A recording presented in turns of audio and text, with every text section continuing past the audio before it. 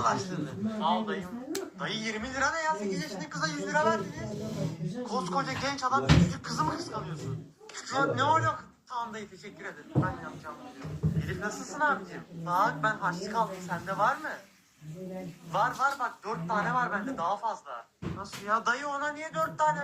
Hayır dayına söyleme bak bende 4 tane var ya bununla 4 oyuncak alabilirsin ama sende sadece bir tane var değiştirelim mi? O daha fazlaysa niye benimkini istiyor?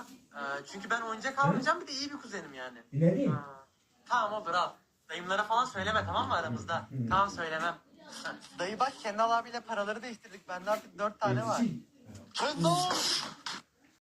Beni de alın. Keşke ben de sizler gibi uçabilseydim. Lan yaprağım emin ol o kadar güzel bir şey değil. Keşke ben de balıklar gibi yüzebilseydim diyorum. İkiniz de kesin sesinizi de 7/24 suyun içindeyim. Buruş buruş oldum ve ben de keşke insanlar gibi yürüyebilseydim diyorum.